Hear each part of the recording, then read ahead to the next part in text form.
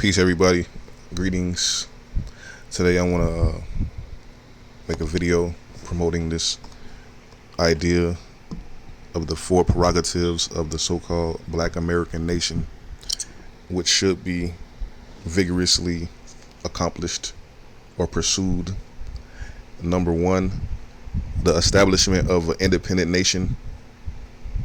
Number two, the establishment of a central banking apparatus. Number three, to reintegrate back into the so-called black society, as far as to reunite the fragments that was caused due to integration of the 1960s. And number four, the vigorous pursuit of reparations, the crimes against humanity inflicted upon the so-called Black American people by this United States government and possibly other governments who was in collaboration with them. But this video, I want to focus on one of the root causes of the fragmentation of the so-called black nation. See, the fragmentation didn't really start after integration of 1965, when the Civil Rights Act was signed by President Lyndon B. Johnson.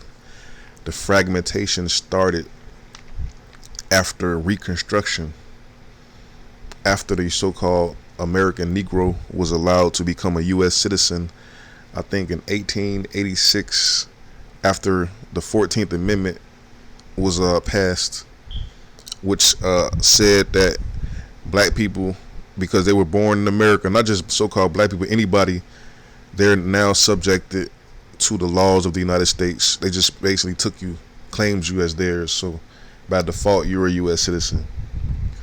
But the fragments happened because there were two prevailing ideologies at this time.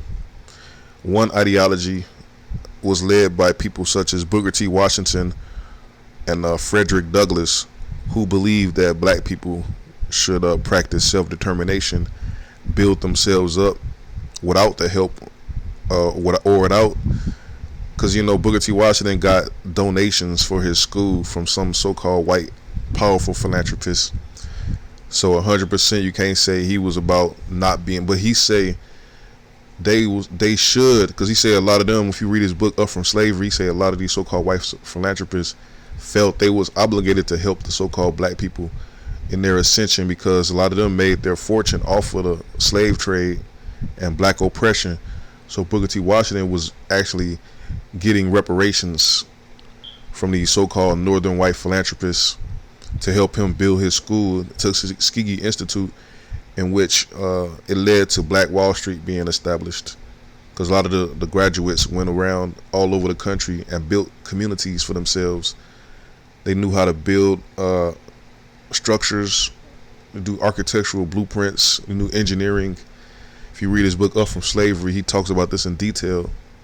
But the fragmentation happened by way of a man by the name of W.E.B. Du Bois, a black Greek who believed, he believed this, but this is not his philosophy, that only 10% of black people in America were capable of ascension and being in close proximity to Caucasian people, white people. And all of the money should be allocated to these so-called 10% talented tent Negroes.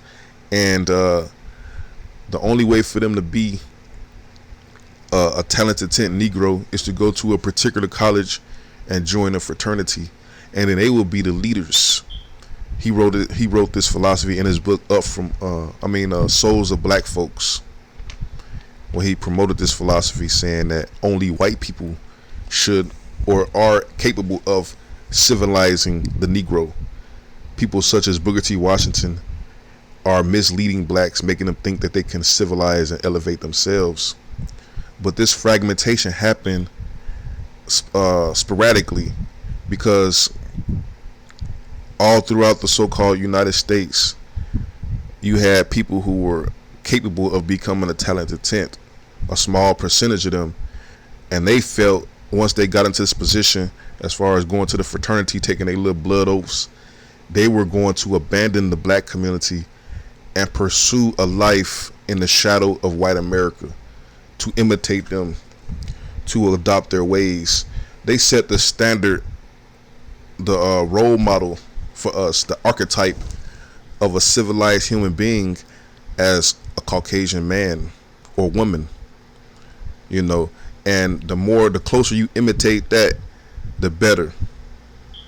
So they dedicate their entire life to study the ways, the antics, the behavior of the so-called white people. Even when it comes to murdering black people, burning down their cities, the so-called American Negro, who believed that the white man was superior, justified this destruction of these black independent cities, saying, how dare you try to deviate from the path that was set for you. The only way we should be able to elevate is through by way of the white man, and wait on him to do this. You can't just go out there and build your own city and just go about your own way. We don't know what that might mutate into. It must be done by the white man. Du Bois actually said this in his book.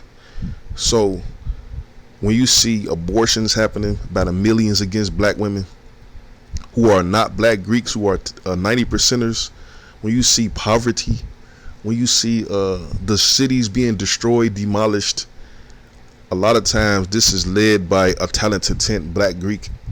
And this fragment of just a 10% powerful class of people happened in the late 1800s, before the massive fragmentation. But the massive fragmentation all was surrounded, or the nucleus of that was still being close to white people, the massive integration. Because previously only 10% they believed that of black Americans can be close to white people. But now the idea was that all of them can integrate into white society, you know. And in 1965, the 90% was also fragmented, even though the 10% still had to live amongst the rest of the black people due to the laws of the states, the segregation laws. They still was closer to the average black person. But when the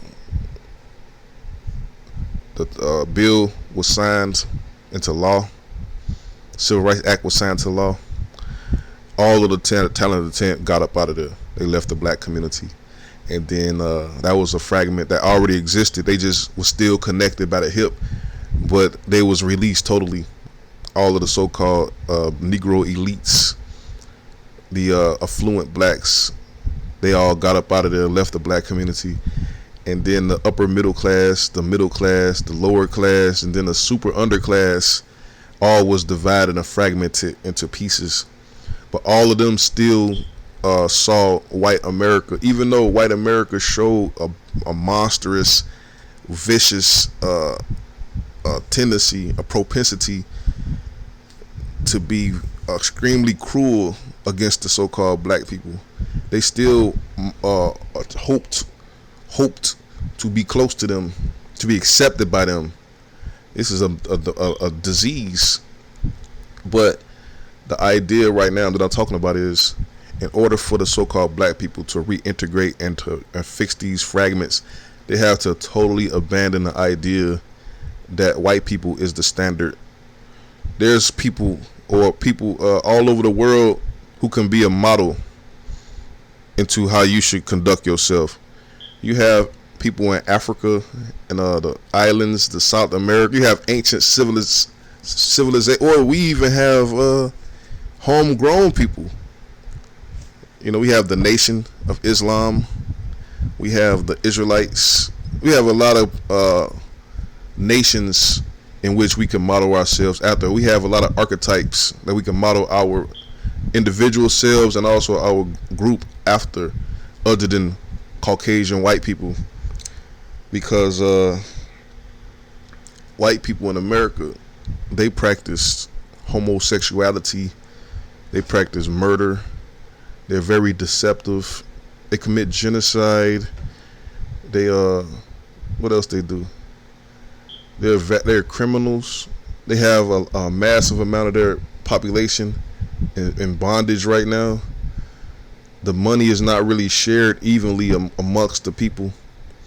They destroy the earth, which is causing natural disasters like fires, earthquakes, tornadoes, dust bowls. Like they seem to, though they don't know exactly what they're doing. The capitalism is about just getting as much gain and pleasure as you can without concern for the future. And they actually are committing massive genocide against the black people. You know, they have taught that the black people are subhumans, minorities, yet the so-called average black person still see them as a model. You want to be a model minority, which means that a so-called minority who can actually imitate white people the best.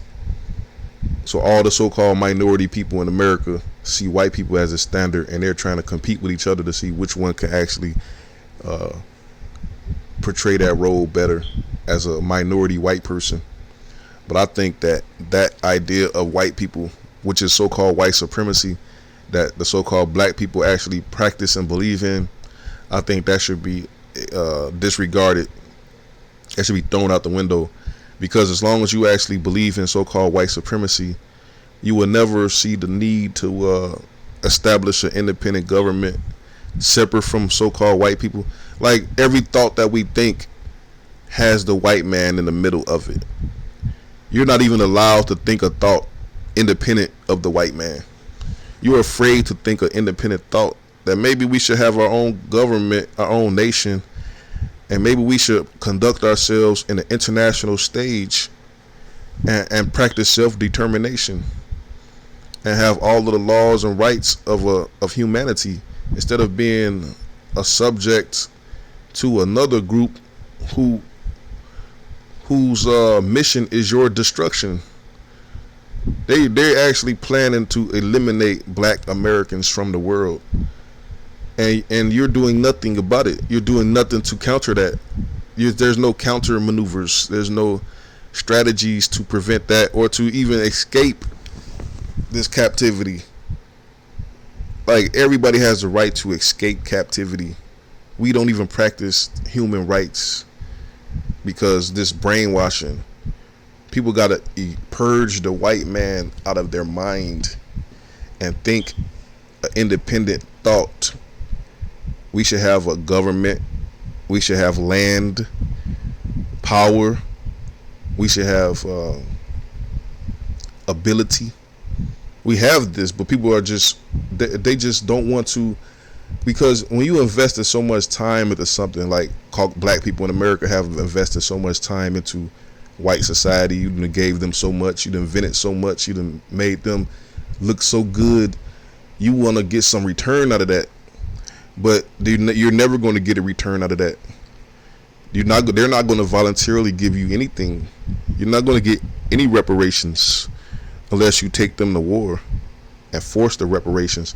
The only way you're going to get reparations from so-called white America, who is in debt to everybody in the world, $28 trillion debt, the only way they'll give you anything is if not giving you something will be more detrimental than giving you something. If it's a situation in which their survival is at stake, then you might actually get something out of it, you know. But until then, you just sitting back in a corner, smiling, waiting on somebody to recognize you and to give you something, and you think you're going to somehow become the white man. It hasn't been working. It's been 140 years. It's been a waste of time. But number 3 on the list is to connect the fragments of the so-called black American people. Reconnect those fragments and reintegrate the black community, because desegregation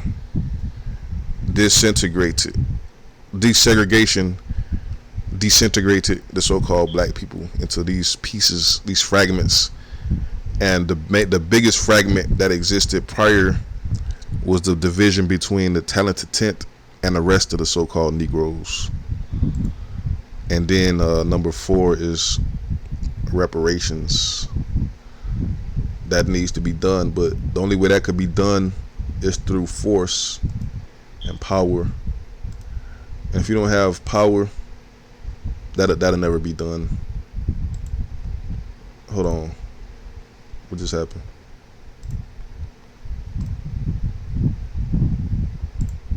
That'll never be done. Hold on. Yeah, I think I'm done with this video.